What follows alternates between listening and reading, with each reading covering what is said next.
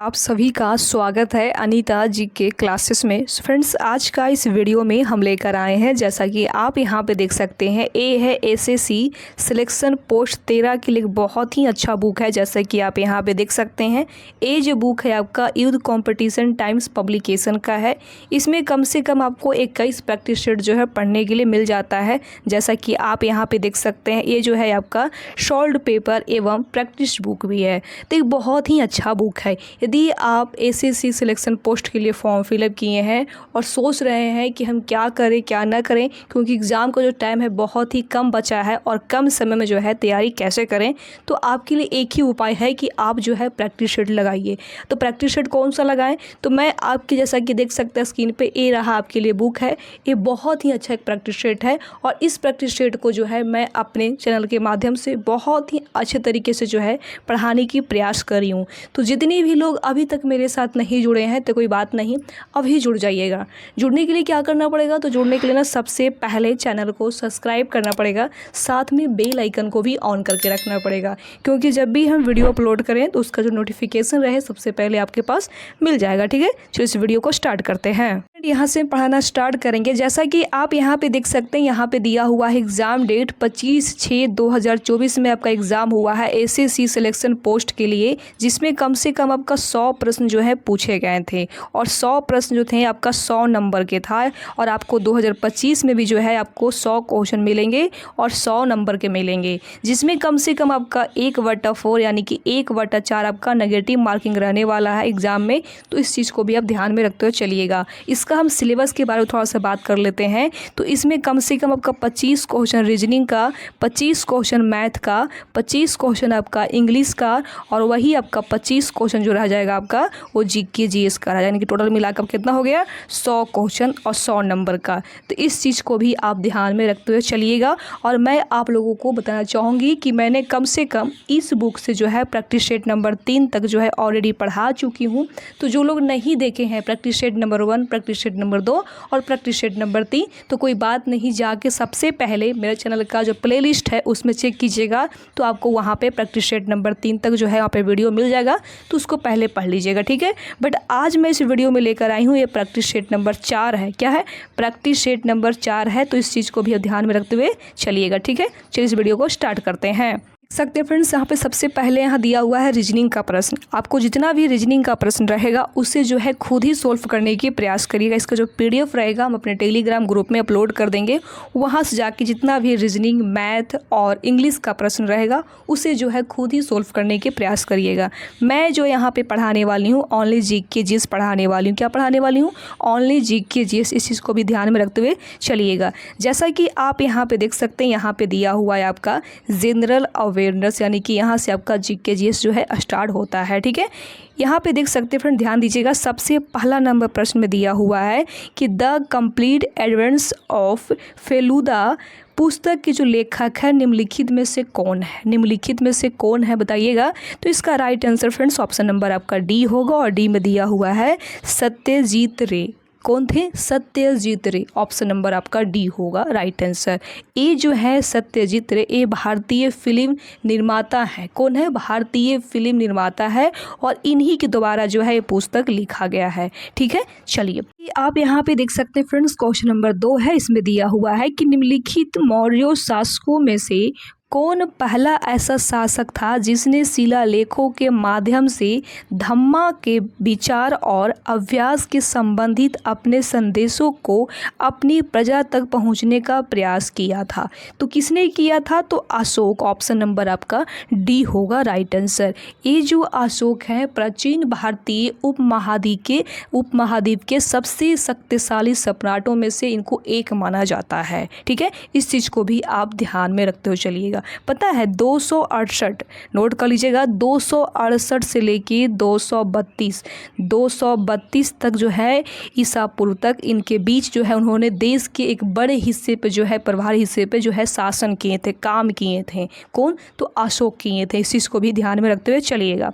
आगे यहाँ पे देख सकते हैं फ्रेंड्स, क्वेश्चन नंबर नेक्स्ट है, यानी कि 3 नंबर प्रश्न है और इस प्रश्न में यहाँ पे पहले भरना है। क्या भरना है? पहले आगे पढ़ेंगे तो समझ में आएगा। ठीक है, जैसा कि आप देख सकते हैं यहाँ पे दिया हुआ है है कि गवर्नर जनरल रहते हुए अस्थाई बंदोबस्त 1793 में पेश किया था। किसको पेश किया था, इसमें ये पूछा गया है। ठीक है, तो चार्ल्स कैनिविल्स को, ऑप्शन नंबर आपका सी होगा राइट आंसर, यानी कि जो चार्ल्स कैनिविल्स है यहाँ पे भराएगा। ठीक है, चलिए आगे यहाँ पे देख सकते हैं फ्रेंड्स, क्वेश्चन नंबर नेक्स्ट है, यानी कि 4 नंबर प्रश्न है। और 4 नंबर प्रश्न में यहाँ पे दिया हुआ है कि भारत में ब्रिटिश शासन के दौरान किस वर्ष पारित एक अधिनियम के माध्यम से गवर्नर जनरल का पद हटा दिया गया और व्यवसाय एक नया पद जो है सृजित किया गया था। ये कब किया गया था, इसमें ये पूछा गया है। ठीक है, तो इसका right answer friends option number आपका डी होगा, और डी में यहाँ पे दिया हुआ है 1858 में किया गया था। ठीक है, चलिए यहाँ पे देख सकते हैं फ्रेंड्स, क्वेश्चन नंबर 5 है। इसमें दिया हुआ है कि राज्य में मंत्री किसके संप्रदायित पद धारण करते हैं। तो किसको करते हैं, तो राज्यपाल को करते हैं। ऑप्शन नंबर आपका ए होगा राइट आंसर। और आप लोगों को पता है संविधान के अनुच्छेद 164, संविधान के अनुच्छेद 164 के तहत राज्यपाल हो गया, मुख्यमंत्री और अन्य मंत्रियों की जो है नियुक्तियां कराता है। तो इस चीज़ को भी आप ध्यान में रखते हुए चलिएगा। यहाँ पे देख सकते हैं फ्रेंड्स, क्वेश्चन नंबर 6 है। इसमें यहाँ पे दिया हुआ है कि नवंबर 2022 में निम्नलिखित में से किसे विधि आयोग के 22वें अध्यक्ष के रूप में नियुक्त किया गया था। तो किसे किया गया था, तो न्यायमूर्ति और ऋतुराज अवर्ती को किया गया था। ठीक है, चलिए आप यहाँ पे देख सकते हैं फ्रेंड्स, क्वेश्चन नंबर 7 है। इसमें दिया हुआ है कि प्रधानमंत्री विरासत के संदर्भ योजना भारत सरकार के किस मंत्रालय की योजना है। तो किस मंत्रालय की योजना है बताइएगा, इसका राइट आंसर क्या होगा। तो इसका right answer friends option number आपका ए होगा, अल्पसंख्यक कार्य मंत्रालय का योजना है। ठीक है, चलिए आगे यहाँ पे देख सकते हैं फ्रेंड्स, क्वेश्चन नंबर 8 है। और 8 नंबर प्रश्न में यहाँ पे दिया हुआ है कि भारत का कौन सा त्रिकोणीय पठारी क्षेत्र नर्मदा नदी के दक्षिण में स्थित है। तो कौन सा है, तो दक्कन का पठार। ऑप्शन नंबर आपका डी होगा राइट आंसर। ठीक है, चलिए ये आप यहाँ पे देख सकते हैं फ्रेंड्स, क्वेश्चन नंबर 9 है। इसमें दिया हुआ है कि 11,022 मीटर की गहराई के साथ पृथ्वी के महासागरों का सबसे गहरा बिंदु कौन सा है। तो सबसे जो गहरा बिंदु है वे कौन सा है, इसमें ये पूछा गया है। ठीक है, तो इसका right answer friends option number आपका डी होगा, प्रशांत महासागर की मरियाना खाई है। ठीक है, चलिए ये आप यहाँ पे देख सकते हैं फ्रेंड्स, क्वेश्चन नंबर 10 है। इसमें दिया हुआ है कि कर्नाटक के ऐहोल में स्थित लॉर्ड खान मंदिर निम्नलिखित में से मंदिर वास्तुकला की किस शैली का उदाहरण है। तो किस शैली का उदाहरण है, तो वेसर। ऑप्शन नंबर आपका ए होगा राइट आंसर। ठीक है, चलिए आगे यहाँ पे देख सकते हैं फ्रेंड्स, क्वेश्चन नंबर आपका नेक्स्ट है, यानी कि 11 नंबर प्रश्न है। और इस प्रश्न में यहाँ पे दिया हुआ है आपका कि ड्रोसोफिला की लार ग्रंथि में पाए जाने वाला गुणसूत्र निम्न में से कौन से है। तो निम्न में से कौन से है बताइएगा। तो इसका right answer friends option number C होगा, विशाल गुणसूत्र जो है पॉलिटीन। ठीक है, चलिए आगे यहाँ पे देख सकते हैं फ्रेंड्स, क्वेश्चन नंबर आपका 12 है। इस प्रश्न में यहाँ पे दिया हुआ है, पहले भरना है कि पृथ्वी की सतह पर और सतह के नीचे जल के वितरण और संचलन के साथ साथ जल की उपलब्धता और स्थितियों पर मानव गतिविधियों के प्रभाव का अध्ययन है। तो किसका जो है अध्ययन इसमें होता है, इसमें ये पूछा गया है। तो इसका right answer friends option number आपका ए होगा, जल विज्ञान। कौन, जल विज्ञान। ठीक है, चलिए देख सकते हैं फ्रेंड्स, क्वेश्चन नंबर 13 है। इसमें दिया हुआ है कि निम्नलिखित में से कौन सा समवर्ती सूची के अंतर्गत नहीं आता है, नहीं पूछा गया है। तो इसका right answer friends option number आपका डी होगा, और डी में दिया हुआ है कृत्रिम अधिवास। ठीक है, चलिए आगे यहाँ पे देख सकते हैं फ्रेंड्स, क्वेश्चन नंबर आपका नेक्स्ट है, यानी कि 14 नंबर प्रश्न है। इसमें दिया हुआ है कि एक मीटर का 1/12वां भाग होता है। तो इसका राइट आंसर क्या होगा। तो इसका right answer friends option number आपका डी होगा, नैनोमीटर। नैनोमीटर का राइट आंसर हो जाएगा। ठीक है, चलिए आगे यहाँ पे देख सकते हैं फ्रेंड्स, क्वेश्चन नंबर आपका 15 है। और 15 नंबर प्रश्न में दिया हुआ है कि विक्रमशिला विश्वविद्यालय के जो संस्थापक थे वे कौन थे, उनका नाम क्या था, इसमें ये पूछा गया है। तो इसका right answer friends option number आपका बी होगा, धर्मपाल थे। कौन, धर्मपाल। ठीक है, चलिए चलिए आगे यहाँ पे देख सकते हैं फ्रेंड्स, क्वेश्चन नंबर नेक्स्ट है, यानी कि 16 नंबर प्रश्न है। और 16 नंबर प्रश्न में यहाँ पे दिया हुआ है कि निम्नलिखित में से कौन सा त्यौहार 100 ढोल वाले त्यौहार के नाम से जो है प्रसिद्ध है, यानी कि फेमस है, तो कौन सा है? तो इसका right answer friends option number B होगा, वागला। ठीक है, वागला। ठीक है, चलिए आगे यहाँ पे देख सकते हैं फ्रेंड्स, क्वेश्चन नंबर आपका 17 है। और 17 नंबर प्रश्न में यहाँ पे दिया हुआ है कि फरवरी 2023 में किस राज्य सरकार के मंत्रिमंडल ने नई आबकारी नीति को मंजूरी दी है, जिसके तहत शराब की दुकानों से जुड़वा आहार या पीने के क्षेत्र और दुकान बंद कर दी जाएगी? तो ऐसा किसने कहा है, किस राज्य सरकार ने ऐसा कहा है, बताइएगा। तो इसका right answer friends option number आपका बी होगा, मध्य प्रदेश ने कहा है। किसने? एमपी, यानी कि मध्य प्रदेश ने। ऑप्शन नंबर आपका बी होगा राइट आंसर। ठीक है, आगे यहाँ पे देख सकते हैं फ्रेंड्स, क्वेश्चन नंबर 18 है। इस प्रश्न में यहाँ पे दिया हुआ है कि निम्नलिखित में से किस वर्ष भारत के विभिन्न भागों में पहली जनगणना गैर समकालिक रूप में आयोजित की गई थी? तो पहली जो जनगणना थी वो कहाँ, मतलब जो कब है आयोजित किया गया था? तो 1872 में जो है आयोजित किया गया था। ऑप्शन नंबर आपका डी होगा राइट आंसर।